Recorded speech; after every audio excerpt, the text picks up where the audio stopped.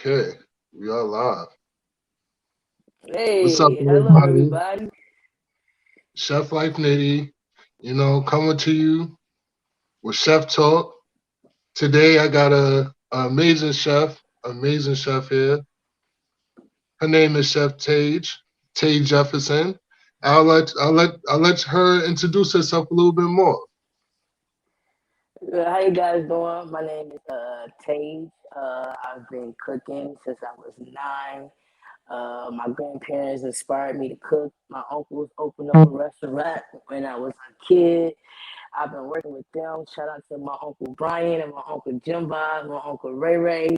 I want to shout them out. Shout out to my granny, rest in peace. Uh, they got me started, and from there I took off, went to culinary school, graduated number two, cooking competitions. Right now, I'm currently the kitchen manager of Carrabba's, the bar and Italian grill, which is a major restaurant. We have over 200 chains of businesses running that type of kitchen, which is not my first kitchen I ran. I've been playing with menus, created menus. I also have my own personal um, catering company that's called The Rules, where you can get, whatever you need. I'm just here to make your belly happy.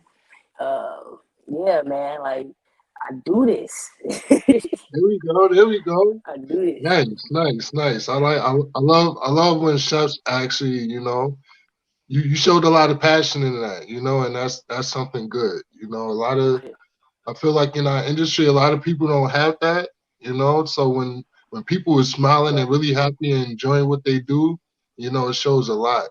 So let me Yeah. get into a couple questions. I know you said your family Okay, have go ahead. restaurants and everything. So if Mm. you had to pinpoint one moment where you realize, you know what, I want to be a chef. What moment would you think was? Like what day, what time, what period? Man, it's crazy because I remember my granny. I grew up cooking both with my grandmothers. My dad, mom, she taught me the baking realm of the cooking things, but I didn't pick up on the baking. I was like, it ain't ready for me. And then my granny Jean, she was always cooking, and I always just wanted like, dang, that smells so good. Like I want to do it too. And I never forget. I told my granddaddy, I said, Granddad, what you cooking today? He said, making some gizzards. I said, well, can I make them with you? He like, "Ooh, when I make them, I'm gonna call you to come make them, and you better come on and make them." And I'll never forget, I was outside with my cousins, Ryan and Emerald, and we outside, we playing, and my granddaddy did come open up the door, and he screamed my name. I'm like, dang, I forgot all about them gizzards. Went in that kitchen, he taught me how to fry gizzards. Like straight up, he told me you gonna cook them too.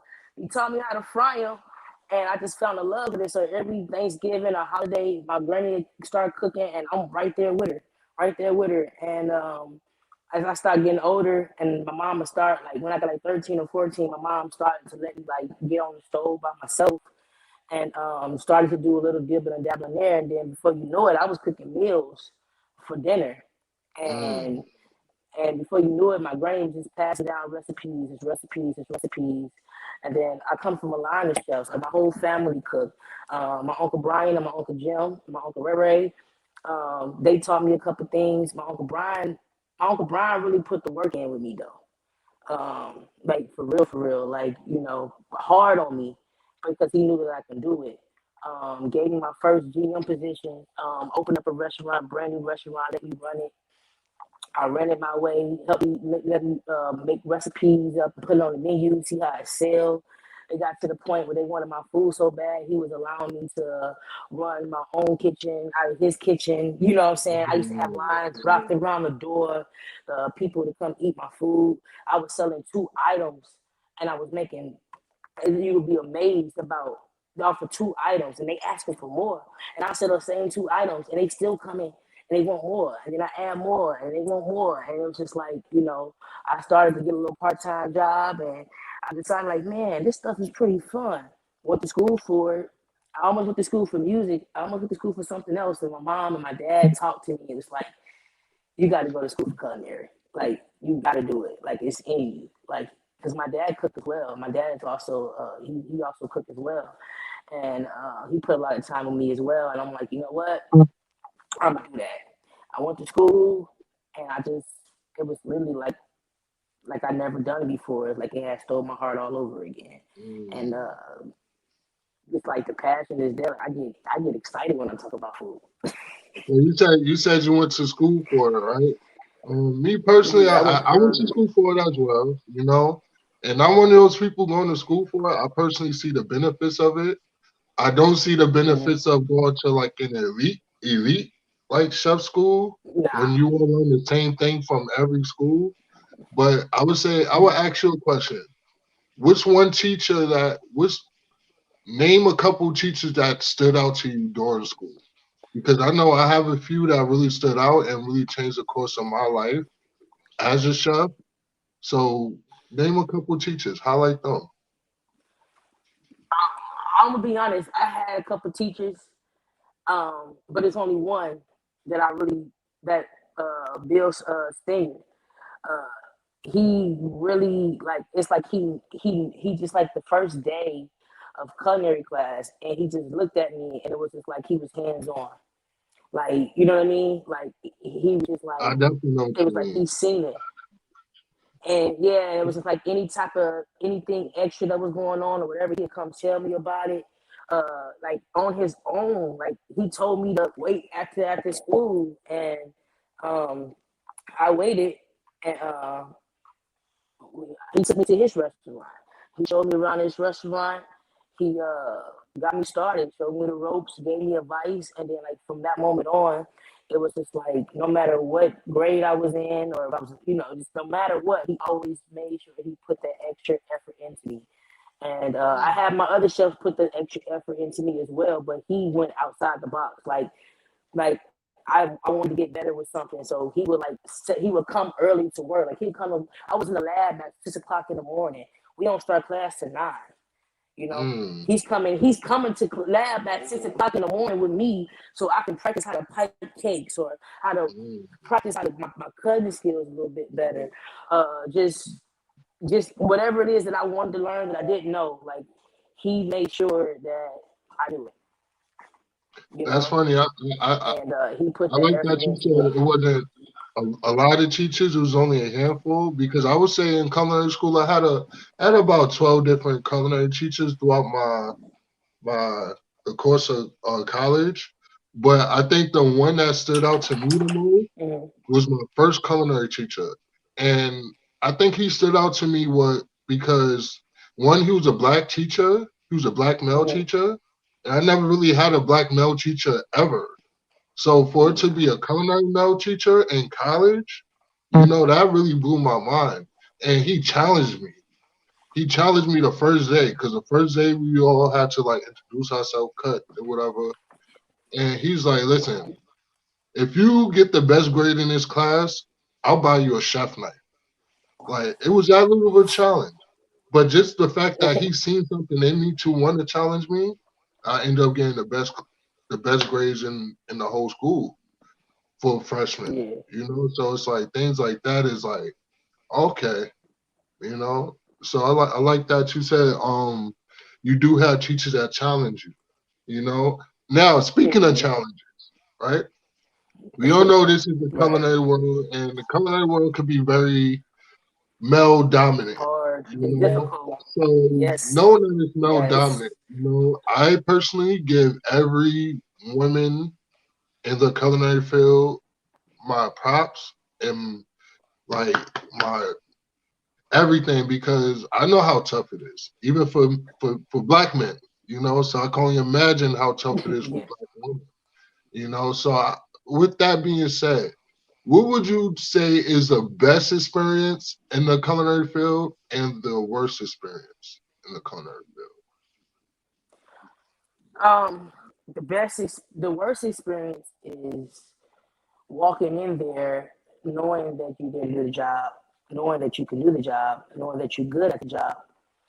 But when you walk in, you're a girl, and then you got all these men looking at you, judging you, disrespecting you, talking stuff to you, and just being buttholes all around. And then when it's time to work, You outwork them, you outcook them, Mm-hmm. you cook better than they do. Then you become better than them. I've never been in the kitchen where I was a weak link, unless I just started and I'm learning. But give me about a week, I'm good.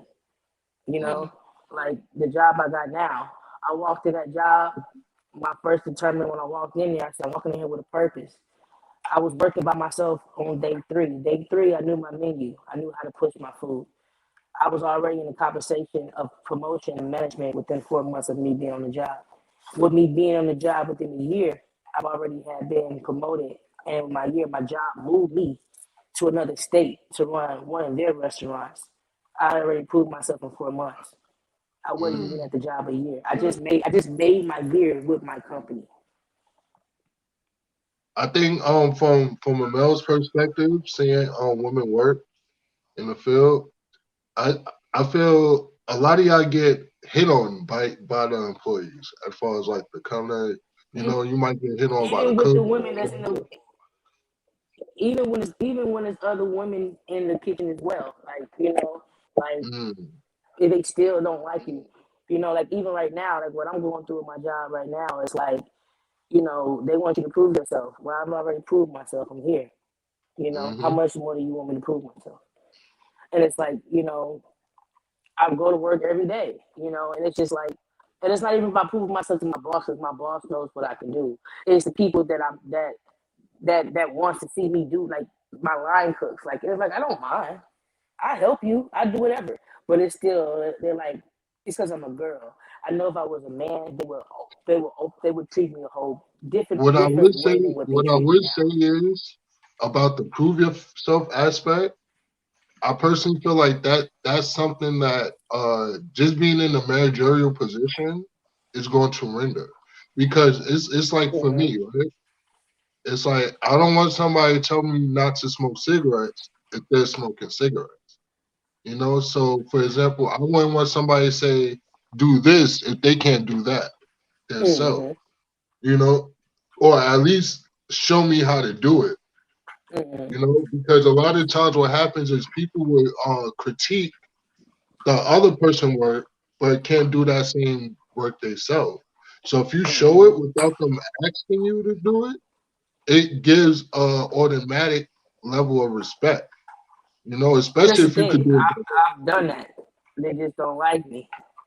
Oh, trust me, I get that because now you It's now just you're going personal. into because now you're going into like deeper things, right? Now you gotta realize we're Yeah, in an industry where a lot of people don't really love doing what they're doing, but they love making it's a just there check for every a week. check. You see, so Mm-hmm. because now you have people that are just there for a check compared to people that truly love it, you know, it kind of turns into like a sport. You know how you got sports where you got the star players, but then you got the role players, you know, but then like the role players not expected to do what the stars does, but if the team lose, guess who everything falls on? The star, you Star. know?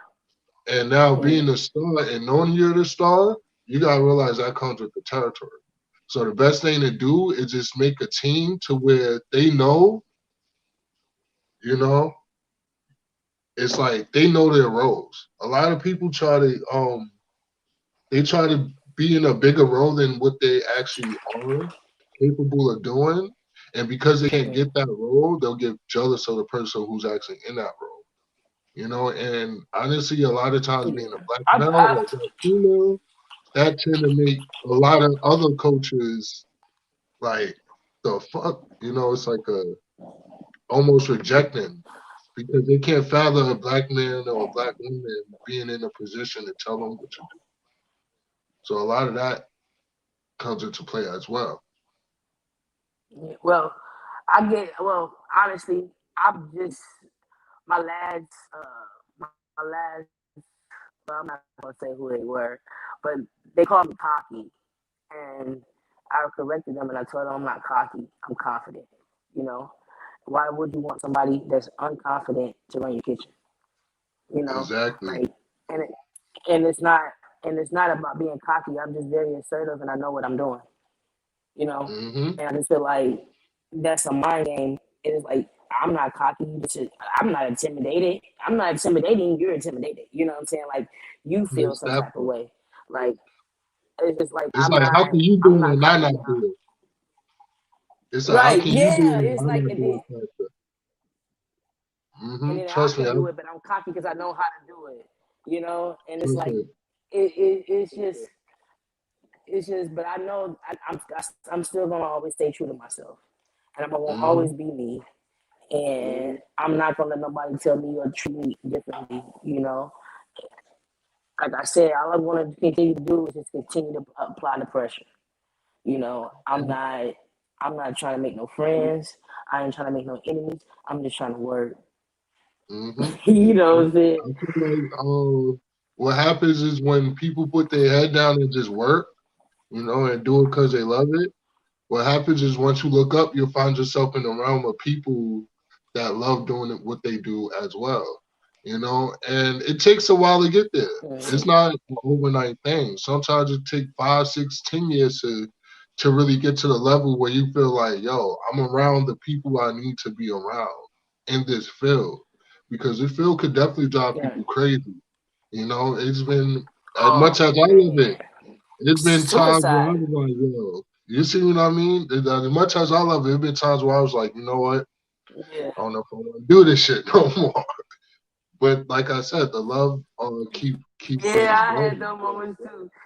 I have those moments too, but it's just like I gotta look at the light at the end of the tunnel. Like, what did I start doing it for? You know, I know I'm not gonna work for somebody forever. I'm gonna have my own. And now I'm just, getting all the experience. Like you said, get the experience, be that sponge, learn everything that you can learn. And that's just pretty much what I'm trying to do. I know where I'm at right now is not my last stop. That's Um, a I know I'm going to continue to grow from this. I'm going to continue to be better from this, and I'm going to just continue to do it. Like I know people hating on me. I know people don't like it, and that's okay. Because what they eat don't make me shit, that's a fact. and what I eat don't make them shit. So it's And like what you they cook ain't make got to them take shit. me home. I Remember, think what you cook make them shit. All right, what I make cook, them make not in them that type of way. It's gonna make a turd, a nutrient turd. You know, I'm not gonna be poison. I make your belly Now, so really now we happy on the though. topic. But We on the subject of laughing, right? We laughing right now. So it just made me right, think about something. right. We on in the kitchen, and going through the kitchen, you gonna go through your best days. You gonna go through something called the shit Your show, worst. right? And you know how Oh we call that yeah, the shit show, where you just got an 86 you gotta today, put the it's fire over out. with. But then when you go home, you realize you're laughing about the day that happened, right? So I need you to tell us a And it's like story it wasn't even of that hard. the shit show. I need you to tell us a story of the shit show. One of your funniest stories in the kitchen where it's like, you know Oh, what? I went home and laughed my ass off. honestly, I gotta think on that one. Cause every time I left work from a shit show, I was still mad when I got home. Now I probably laughed about it later, but I was still got home. I was still ready to firecracker. Boy, I was mad. I mean, it's just I can tell you about something now. Like I know, like for instance, like okay, I got a story. So it was this girl I was used to work with, and she used to try to do whatever she can to like throw me under the bus. Like it didn't matter what it was. Like we would do something as a team, and then she would go tell my boss that only I did it, but when we did Hmm. it together. And so he's coming to me, but then what she failed to realize was I was never steering her in the wrong direction. She was trying to sabotage me. But what ended up happening is when she thought that she was going to tell on me, when he came back to me, it was done right. Mm. You know what I'm saying? I sit back and laugh on that. I got a lot of stories like that, And I had people. I had one time where somebody didn't know that I knew how to work every station online, like grill, saute, little. I don't know how to work everything. And one time I was at a job, and the person that I was working with, he, my main station, he wanted that station because he thought that I couldn't handle the other station because I never cooked over there. And I got over there, and I was waiting on him to send food. He walked from his station to my station and tried to help me push food, like trying to push me off the station because the station was cleared out. To try to push me down to his station. I said, nah, bro. You go home back down there. We gonna wait for you. You're not about to try to push me off a station.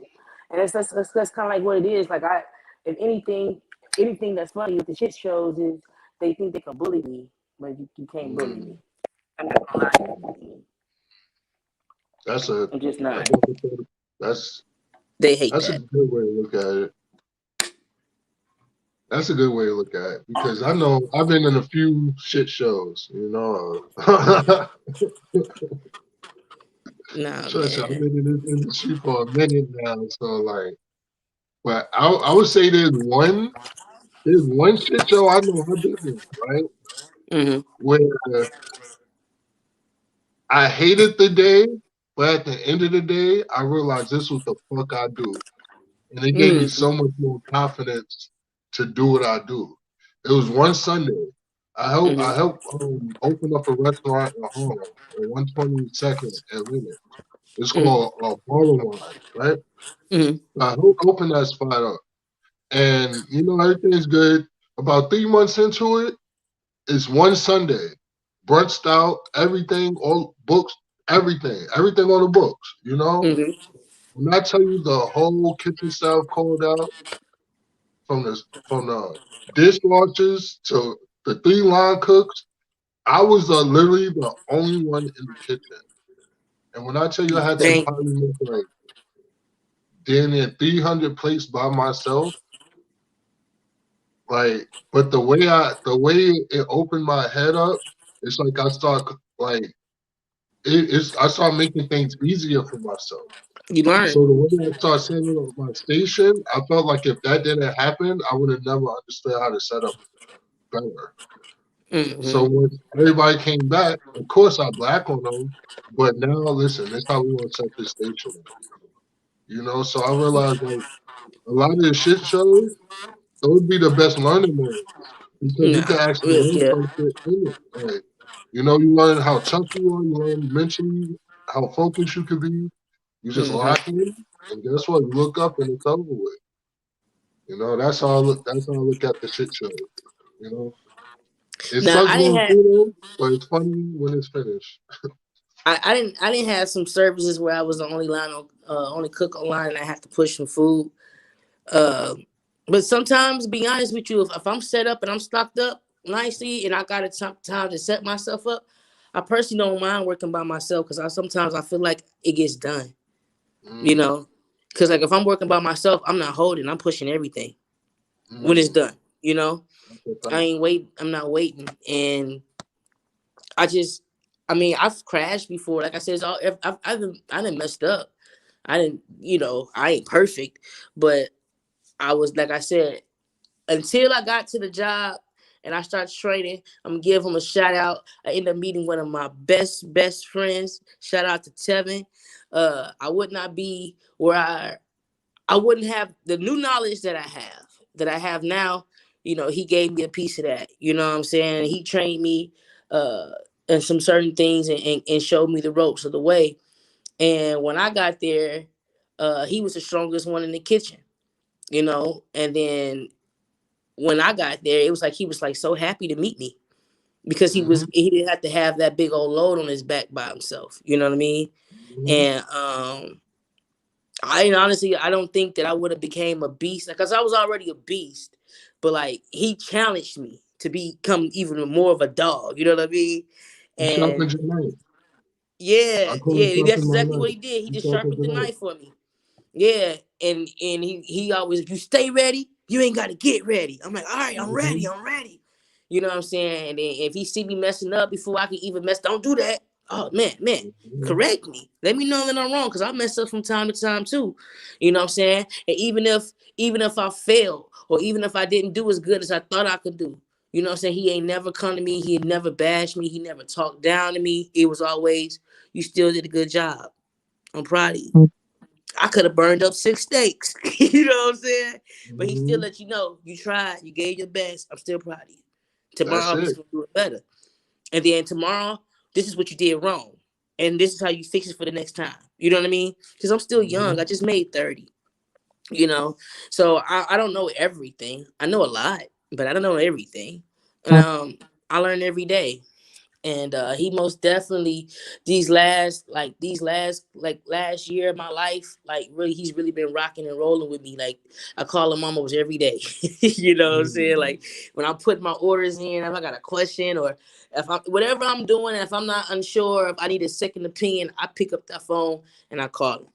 You know what I'm saying? Honestly, And he always here.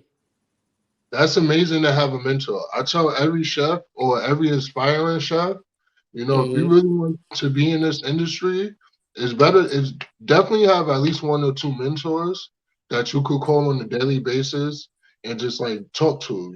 I have a couple, and they've been my mentor for about 10 plus years now, Yeah, and it helps. It definitely helps because like it I said, does. there's times even like when you look at the books and certain things is off, you could call them like, yo, can Yeah. I send over this? Can you check it over, see if the numbers is right? Things like Mm-hmm. that, highly, highly important, Yeah. especially in this industry because it's really, really, it's starting to get smaller and smaller.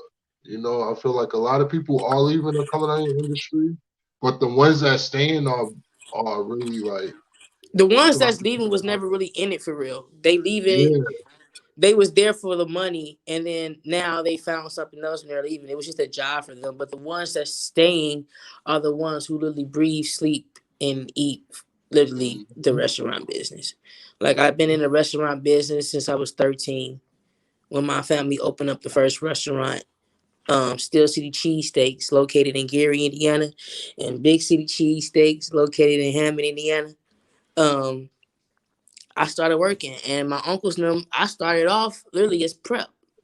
I'm back right. there cutting bell peppers and onions and tomatoes and getting the stuff. I mean, that's where I started. And then he Hmm. moved me up to fryer.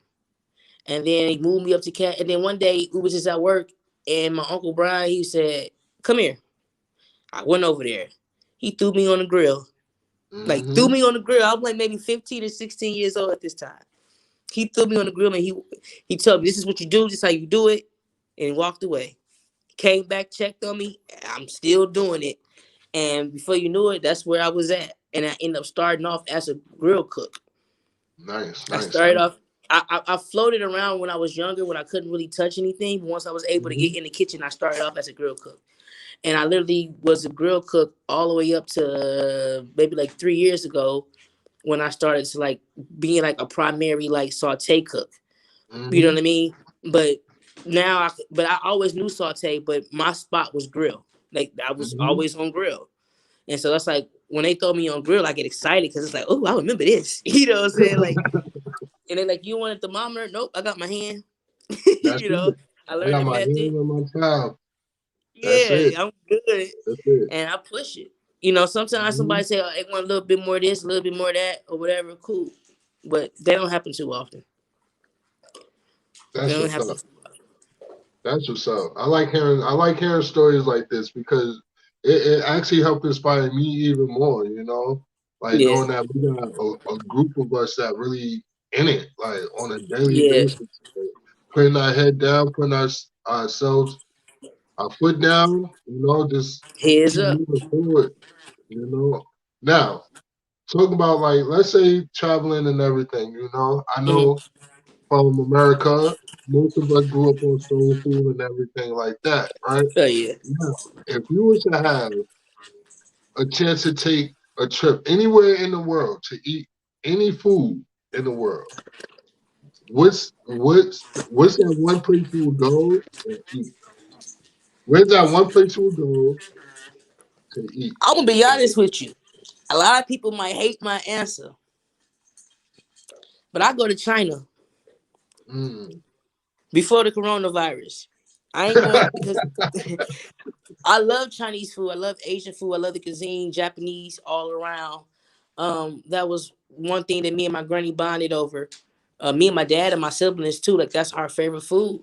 And it was a part where I was trying to dibble and dabble into actually learning. And I always say, I want to go over there and try some real Chinese food. You know, some real Asian like. I'm not trying to eat no ducks, no pigs. No dogs and stuff like that. But like chicken, beef, and stuff. Stuff that I'm Mhm. used to. I would love to try it. But I would love to go over there and to really try some food. Another place that I go a lot, but this the next time that I do go, I'm going on a mission. Is my family is from Louisiana. I want to go back there so I can. Well, I'm going to go back there. My cousin Rayfield, he gonna take me. We gonna go back and I'm gonna learn how to make boudin from scratch. Mm. Go to this factory where they make it from scratch because every time we get it, we got to get it frozen. But back in Mm. Louisiana, they eat boudin fresh. Okay. It's never frozen. And it tastes the whole taste is different. So you only get the fresh boudin when you in Louisiana. What I'm saying, New Orleans. But then when you got to come back here, it's frozen, so it's not the You're going same. on to the flavor. I get Yeah, it. it's like, and you would think like with those flavors sit, you know, they it gets better, but no, like the boudin is just better fresh. Some things are Mm. better fresh. You I know would what I most like about definitely. the not to cut you off, because it just made me You're think, fine. like you said, Asia and China, and you know what I like about that cuisine? Well, I feel like out of every like place in the world, their cuisine is very clean. Like the way they mm-hmm. cook, like the way like they take care of the products and stuff is like they cook very clean. So like even like their soups, it's very like, most of it is healthy. You know, for the majority, you're eating healthy, you're eating clean food. You know, compared to a lot of other places. You know, and they take their stuff serious. Like sushi, you have to be a master sushi chef. You know, in Mm-hmm. order to make sushi, it's a lot of things that they really take seriously in the culinary field. Yeah. Now I I've made respect it. sushi. My chef that you asked me about, and he could make sushi. He took me in the lab. I made sushi with him. I ain't gonna lie, it was hard. Hmm. It's not easy. It is not It's not. easy at It's all. not. Like Something. It's not. it's it's not like Hmm. it's no way. Like the rice got to be perfect. That the stickiness of the rice, you got to make sure you got your board right. Like everything got to be perfect. And it's like you mess up, you got to start over. There's no fixing, and That's the whatever's in there is lost. Like it's a lost. that's the part. That's the part. Trust me. I worked with a sushi chef for 4 years. I was working corporate when I was Hmm. cooking for Dairy King and Oprah and everything. And I was there was a sushi chef, and he always seemed me excited. Like every time, like in the kitchen, like you know. Then one day, I guess his partner called out, so I Hmm. took it. You need any help? Yeah, sure. So he just started showing me like how to make miso from scratch and how to make this and how to make that. To a point where I was actually at the behind the sushi bar, like rolling the sushi and cutting the sashimi and stuff like that. Oh. You know? So like it is fun. It's fun once you learn Hmm. it. But Oh learning yeah, it is definitely the it's difficult the part, difficult part like you said. because it's like, what the hell did I just sign up for? Am I ready for this? You know, and it's like, yeah, I'm ready for this. You know, and it's like, no, I ain't ready for this. And then you doubt yourself, and then when you look back on it, it's like that wasn't even that much to stress about. I was over here stressing about it. Now I can do it in my sleep. It'd be So that it's part. like, yeah, now that's the shit show right there. Now I Yeah. done stress myself about it, and now I realize how easy it really is. And you like, Mhm. dang, I can't It believe I did really that. be that part. That Yeah. especially with cooking, because you'll be surprised how many things people would think is difficult to make or do, Hmm. but then when they actually do it, they'll be like, "Hold up, that's it." That was A it. lot of things is like I tell people with cooking, it's really like four. It's really like four major processes you do when it comes to cooking.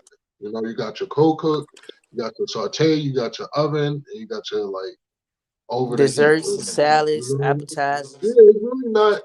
it's really not that much. But like I said, it's just understanding how to put combinations together, understanding the chemistry of it, how to use certain herbs with certain citruses, with certain vinegars, with certain, and it's fun. Very, very, very, very fun. So I'm not Yeah. gonna keep you here much longer. Just maybe one or two more questions.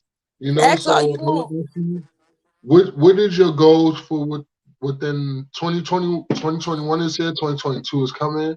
What's your goals for 2022? And especially and definitely say again where people could come see you cook or try Um, your food. my plans for 2022 is really just mind over matter. Um, to really stay focused and know that just because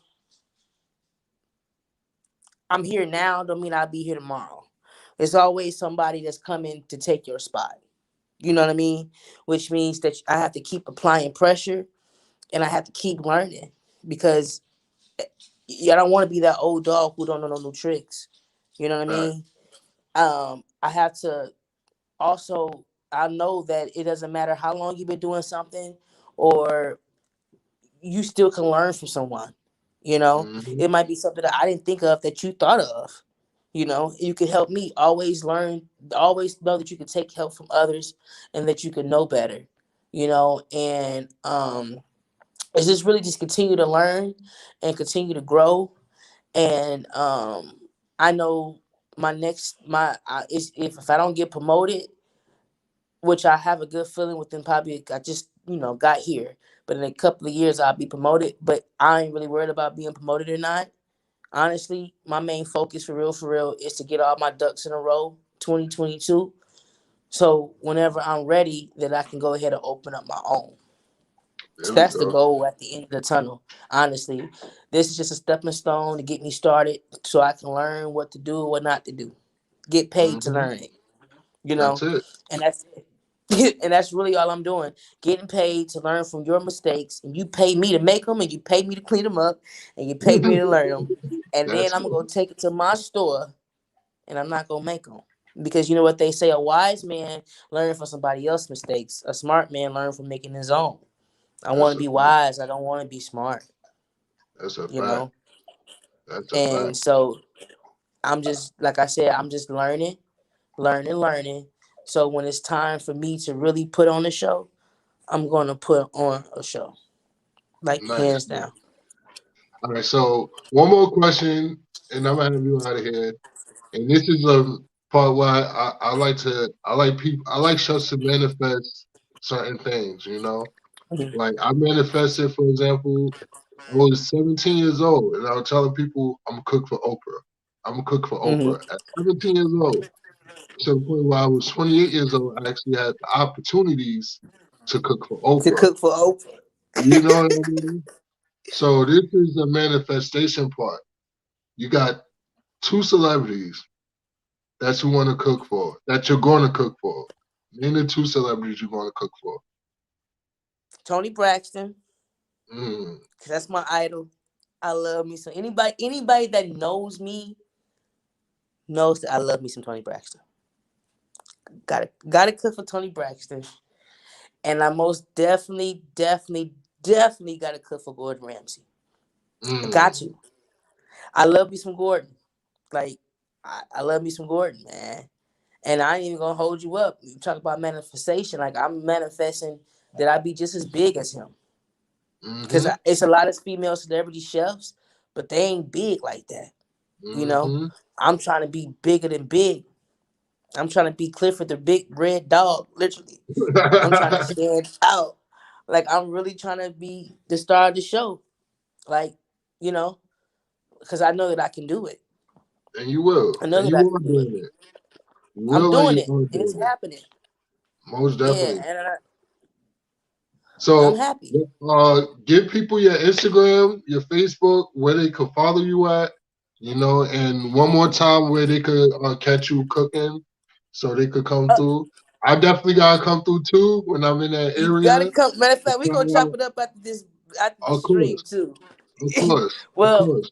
um, my Instagram is Sing Tage is SINGTAIE. I don't really be on there like that, but I be on there. If you hit me up, I'll respond. But I don't really have a lot of food posted. Like I don't really post. Like I don't even be on social media. I be at work so much, which that's on me. I Mhm. gotta start promoting myself a lot more than what I'm doing. Facebook, Taige Jefferson, TAIGE JEFFERSON. And if you want to catch me cooking, right now I'm in Cleveland, Ohio, in the station I'm at is Brooklyn, Ohio, cooking at a Carrabba's Italian Grill. And if you want to try some of my actual food, my family food, you can also try our first store, which is my baby, Steel City Cheesesteaks. I can give you the whole address, but located in Gary, Indiana. You can find us on Facebook. You can also pull up Big City Cheesesteaks on Instagram and Facebook. We have Facebook and Instagram for that's if you really want to try what my family do, what we started, what I started with them. And that's somewhere I'm gonna always be, go back and forth. But right now, I'm taking over Ohio, and we gonna make this shit lit. There we go. There we go. So there you have it, ladies and gentlemen. We have Chef Taige Jefferson. It was an honor. It's a very, very honor to be here with you, talk to you, pick your brain. Ladies Yeah, and gentlemen, go eat her food. I promise you, y'all gonna love it. All right, yeah, make your belly yo, really happy, man. Oh man. yeah, last but not least, my best friend, Dominique, Dominique Williams. Y'all gonna be hearing from her real soon. Now Mm, she coming with some shit. She got some shit under her sleeve, and I'm proud of her. Like she's doing her own marketing and her own catering, and she's busting. She's busting right now. Once we collab, it's gonna be crazy. It's gonna be there we real, real, go. real, real So crazy. this is what we're gonna do. It's gonna be your job to get her on this You know what? podcast. She All gonna right. be your next interview. There She gonna we be your go. next interview. There we go. All right, ladies And and gentlemen, it's Knitty Kitchen, YODA gang. Stay blessed, y'all. stay blessed.